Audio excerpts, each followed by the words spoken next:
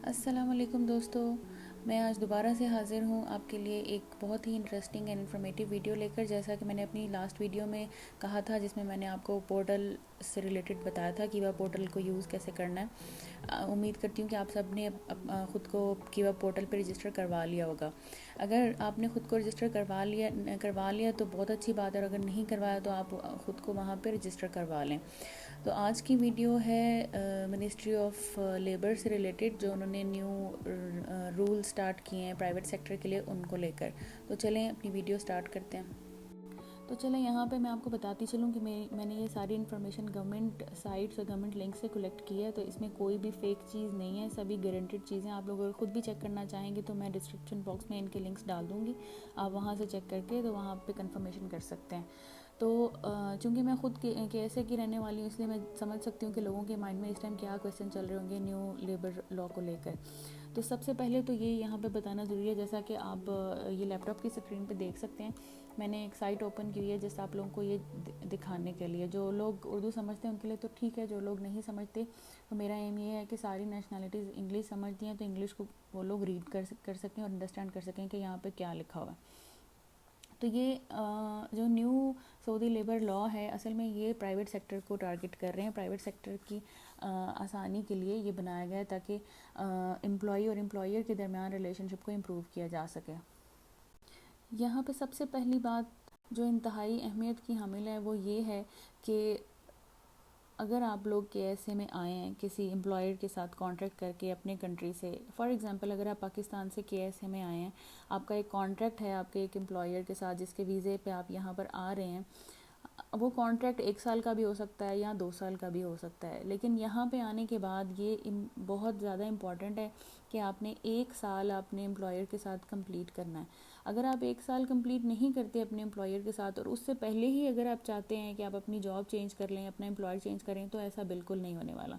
1 साल आपको अपने एम्प्लॉयर के साथ कंप्लीट करना पड़ेगा। उसके बाद आपको अगर जॉब चेंज करनी है या एम्प्लॉयर चेंज करना है तो उसके लिए भी आपको अपने एम्प्लॉयर को नोटिफिकेशन देना पड़ेगा। लेकिन ये सब कुछ कहाँ से होगा? कीवा पोर्टल के थ्रू होगा। अगर आपने वहाँ रजिस्ट्रेशन करवा ली होगी तो स्लोली वहाँ पे कुछ एप्लीकेशन हैं जो अब तक ऑन हो चुकी हैं, कुछ जो हैं वो अभी ऑन नहीं की उन्होंने, उस पर काम चल रहा है।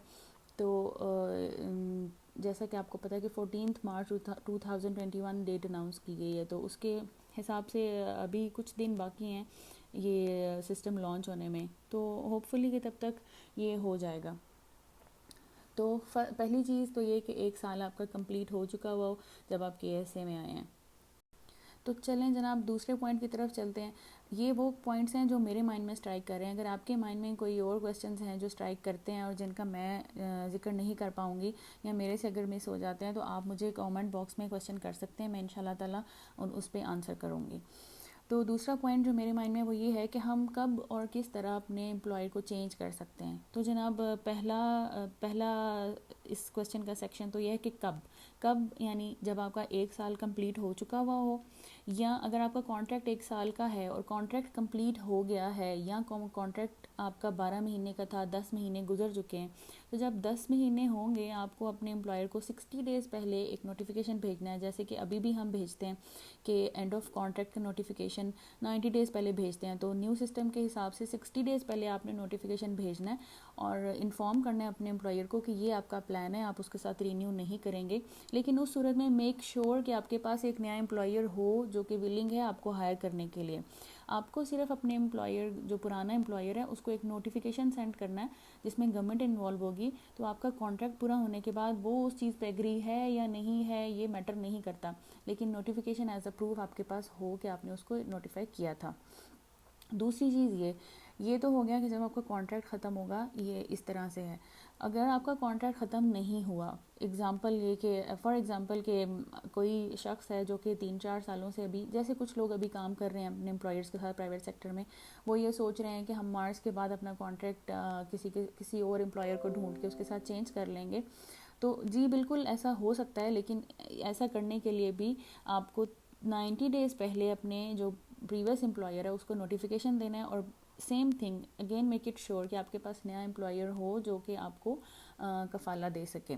तो अपना पुराना कफ़ील छोड़ के आप नया कफ़ील चूज़ कर सकते हैं, लेकिन 90 डेज़ का नोटिफिकेशन देने के बाद। लेकिन उसके साथ ही साथ गवर्नमेंट ने ये भी कहा है कि इसके साथ जो भी फाइनेंशियल कॉन्सिक्वेंसेस या अदर जो कोई भी होंगे वो एम्प्लॉई बियर करेगा, ना कि एम्प्लॉयर। यानी कहने का मतलब ये है कि हो सकता है कि आपका इकामा के मंथ्स कुछ रहते हो सकता है उनकी कुछ पेमेंट हो, तो वो आप ही बियर करेंगे, ना कि आपका एम्प्लॉयर। अगर इस तरीके से होगा तो हो सकता है कि कुछ पेमेंट हो जो कि अभी फाइनल नहीं हो, जैसे ही इसके बारे में कोई अपडेट आएगी होपफुली मैं आपको इन्फॉर्म करूँगी। दोस्तों तीसरा क्वेश्चन जो मेरे माइंड में है वो ये है कि हर एक यही कह रहा है कि new Saudi labour law, new Saudi labour law. तो एक्चुअली ये है क्या और ये कैसे काम करेगा? तो जनाब ये कुछ इस तरह से है कि ये गवर्नमेंट प्राइवेट सेक्टर्स को बाउंड करिए कि वो तमाम एम्प्लॉयज़ के जो कॉन्ट्रैक्ट्स हैं उनको डिजिटाइज़ करे, ताकि एक फेयर गेम चल सके एम्प्लॉई और एम्प्लॉयर के दरमियान, और उनका रिलेशनशिप इम्प्रूव हो सके। बहुत से मिसअंडरस्टैंडिंग्स हैं या बहुत से केस फाइल किए गए हैं लास्ट 3 ईयर्स में, गवर्नमेंट एम्प्लॉयर ने एम्प्लॉय के लिए, एम्प्लॉय ने एम्प्लॉयर के लिए। सो इन चीज़ों को सेटल डाउन करने के लिए गवर्नमेंट ने ये स्टेप उठाया है कि जो जितने भी कॉन्ट्रैक्ट्स हैं उनको डिजिटाइज़ किया जाए। जो अभी भी बड़ी कंपनीज़ हैं या गवर्नमेंट के सेक्टर्स हैं उनके एम्प्लॉयज़ के सब कॉन्ट्रैक्ट डिजिटाइज ही होते हैं, लेकिन प्राइवेट सेक्टर में ये इम्प्लीमेंटेशन अभी तक नहीं हो सकी। तो इंशाल्लाह ताला मार्च 2021 तक इंशाल्लाह ताला ये प्राइवेट सेक्टर में भी इम्प्लीमेंटेशन हो जाएगी, जिससे इंशाल्लाह हम लोगों को काफ़ी फ़ायदा होने वाला है। तो होगा ये कि हमारी कंपनीज़ हमारे कॉन्ट्रैक्ट्स को डिजिटाइज़ करेंगी, गवर्नमेंट के साथ लिंक करेंगी। हम इस पे 2 पोर्टल काम करेंगे, एक अक्षर का पोर्टल जो कि MOI's पोर्टल है, और दूसरा ये पोर्टल होगा कीवा का पोर्टल। तो हमारी वो सब इन्फॉर्मेशन तो ऑलरेडी गवर्नमेंट के पास है, क्योंकि हम इकामा होल्डर्स हैं, तो हम लोग ऑलरेडी ऑनलाइन हैं गवर्नमेंट के साथ। तो हमारे जो भी नंबर्स अक्षर पे रजिस्टर्ड हैं वही नंबर एक्चुअली चलेंगे फ़िलहाल। तो यही, अगर कोई इसमें चेंजेस होगी तो वो भी पता चल जाएगा लेटर ऑन। तो हमारे फ़ोन्स पे मैसेजेस आएंगे कि आपका कॉन्ट्रैक्ट डिजिटाइज हो गया आपकी इस कंपनी के साथ, आर यू विलिंग और नॉट विलिंग, और इस किस्म का वो कुछ। अगर आप विलिंग हैं तो आप येस करेंगे, और अगर नहीं विलिंग है तो आप नो करेंगे, और वो गवर्नमेंट के पास जाएगा और फिर आपका एग्रीमेंट जो है ना वो काउंट होगा।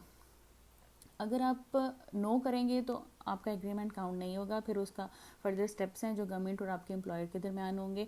और अगर आप 7 डेज़ के अंदर अंदर कोई आंसर नहीं करते तो वो रिक्वेस्ट वैसे ही ख़त्म हो जाएगी, और फिर आपके एम्प्लॉयर को नए सिरे से आपका कॉन्ट्रैक्ट डिजिटाइज़ करने के लिए सिस्टम में जाना पड़ेगा।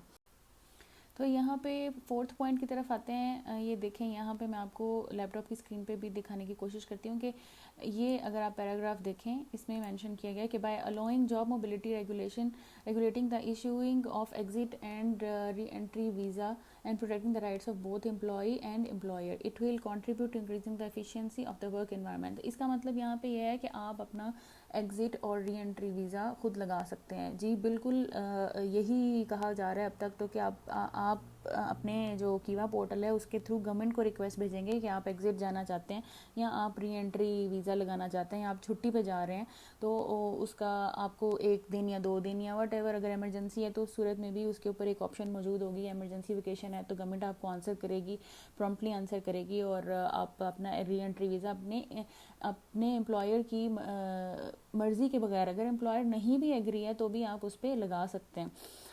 लेकिन दूसरी सूरत में ये भी है कि जब आप पोर्टल पे एक रिक्वेस्ट भेजेंगे गवर्नमेंट को, तो वो रिक्वेस्ट ऑटोमेटिकली आपके एम्प्लॉयर को भी चली जाएगी, तो उससे आपके एम्प्लॉयर को नोटिफिकेशन भी हो जाएगा। क्योंकि कुछ भी आपको करना है, नोटिफिकेशन आपको ज़रूर देना पड़ेगा अपने एम्प्लॉयर को, अदरवाइज़ उसके कॉन्सिक्वेंसेस फिर एम्प्लॉय को ही भुगतने पड़ेंगे।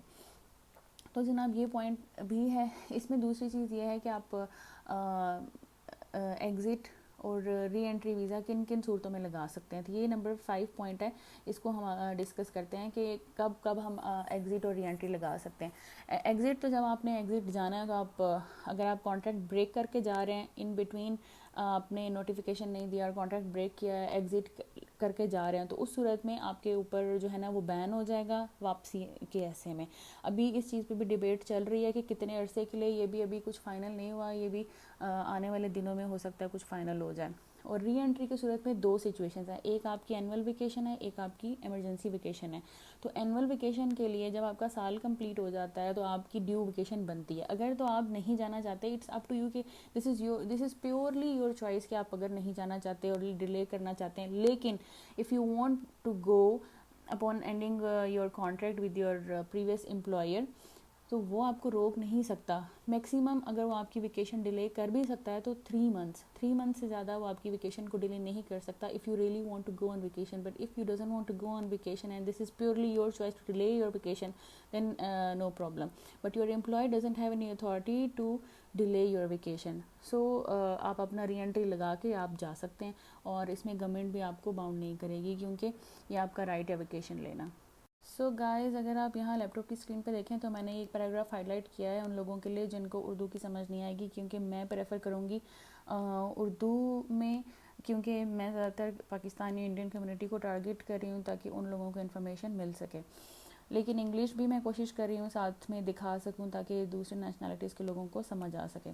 तो कुछ कंडीशंस ऐसी हैं जिसमें हम अपने एम्प्लॉयर को नोटिफिकेशन दिए बगैर कॉन्ट्रैक्ट को ब्रेक कर सकते हैं, और उसमें जो कॉन्सिक्वेंसेस हैं, चाहे वो फाइनेंशियल या अदर्स, वो आपको नहीं, आपके कफ़ील को फेस करने पड़ेंगे। वो क्या कंडीशंस हैं चाहिए उसके बारे में मैं आपको बताती हूँ। तो नंबर 1 ये है कि अगर 3 मंथ सैलरी डिले हुई है तो आप क्लेम कर सकते हैं अपना कफ़ील चेंज करने के लिए। उसके बाद अगर आपका एम्प्लॉयर जो है वो गायब है इम्प्रिजनमेंट की वजह से, या फिर डिसीज़्ड है, या फिर आउट ऑफ कंट्री है, मंजर-ए-आम पे नहीं है, तो भी आप क्लेम कर सकते हैं। तीसरी चीज़ ये कि अगर आपका इकामा एक्सपायर हो गया और वो रीन्यू नहीं किया गया तो भी आप क्लेम कर सकते हैं।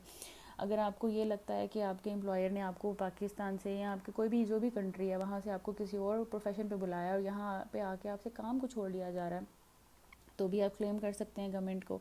और अगर चौथी कंडीशन में ये है कि पांचवी कंडीशन में ये है कि अगर कोई डिस्प्यूट है आपके और आपके एम्प्लॉयर के बीच में, और कोई केस फाइल किया गया आपकी तरफ से या आपके एम्प्लॉयर की तरफ से, और उसमें पेशियाँ हो रही हैं और 3 पेशियों पे आपका एम्प्लॉयर हाजिर नहीं होता, तो भी आपके पास राइट है, आप क्लेम कर सकते हैं। और हाँ, छठी कंडीशन में ये है कि अगर आपका जो करंट एम्प्लॉयर है वो एग्री है कि आप दूसरे एम्प्लॉय के पास चले जाएं, वो एग्री करता है इस चीज़ के लिए, तो भी आप जा सकते हैं। इसके अलावा एक कंडीशन ये भी है कि अगर आप को ये लगता है कि आपका जो एम्प्लॉयर या कफ़ील है वो किसी गैर कानूनी हरकत में इन्वॉल्व है और जो कि लेटर ऑन आप पे भी इफ़ेक्ट हो सकता है, तो भी आप गवर्नमेंट को इन्फॉर्म करके विद प्रूफ तो भी आप इस चीज़ को क्लेम कर सकते हैं। तो इन सूरतों में आपके ऊपर कोई कंसेक्वेंसेस नहीं होंगे, चाहे वो फाइनेंशियल हो या अदर्स, आपके कफ़ील के ऊपर होंगे। सो गाइस, चलते चलते मैं आपको ये भी साथ बता दूं कि अब जो कॉन्ट्रैक्ट्स यूजुअली प्राइवेट सेक्टर की कंपनी जो बना रही हैं वो 1 साल के भी हैं, 2 साल के भी हैं, 5 साल के भी हैं, लेकिन उनके पास जो लिमिट है वो 10 साल की है। तो अब ज़्यादातर ये किया जा रहा है कि प्राइवेट सेक्टर के लोग 10-10 सालों के कॉन्ट्रैक्ट्स बना रहे हैं और बता कुछ रहे हैं एम्प्लॉय को, और उनकी जो रिटन कॉन्ट्रैक्ट्स हैं उनमें कुछ और लिखा हुआ है। तो आप जब भी कॉन्ट्रैक्ट साइन करें, आप अपना कॉन्ट्रैक्ट अपने किसी साथ वाले से रीड करवा कर, उसके बाद उसको ट्रांसलेट करवा के उसके बाद उसे साइन करें। उनसे कॉन्ट्रैक्ट की कॉपी लें, 1-2 दिन उसके ऊपर स्टडी करें, उसके बाद उसको प्रॉपरली रीड करके कि ड्यूरेशन क्या लिखा हुआ है। ऐसा ना हो कि आपको साल का या 2 साल का बताया जा रहा है और अंदर उसके 10 साल लिखा हो, क्योंकि तमाम प्राइवेट सेक्टर्स को अब यही खौफ है कि वो अपना जब तक अपना बिहेवियर या अपना स्टेटस ठीक नहीं करेंगे तो एम्प्लॉय उनके पास रुकने वाला नहीं है, क्योंकि always there is another option. So be careful when you are going to sign your contracts. And अगर गवर्नमेंट की तरफ से भी जो आपके कॉन्ट्रैक्ट्स के लिए आपको मैसेज आएगा उसको भी प्रॉपरली रीड करके तो उस पर आप येस करें। अच्छा, एक और चीज़ है जो मैं यहाँ पे आप लोगों से शेयर करना चाहूँगी कि जो हमारी इमरजेंसी वेकेशन होती है वो हमें 5 दिन की अलाउ होती है, जो कि पेड होती है, वो अनपेड नहीं होती। 5 दिन की इमरजेंसी वेकेशन वो पेड होती है, उसमें आपकी मर्ज़ी, आप अपने कंट्री जा सकते हैं या नहीं जाना चाहते, जैसे खुदा ना खासा किसी की कोई डेथ हो गई है या कोई किसी किस्म का भी कोई मसला हो सकता है, तो आप अपने घर में रह के गुजारना चाहते हैं वो 5 दिन या अपनी जॉब पे, तो 5 दिन आपके लिए पेड होंगे। एक बात।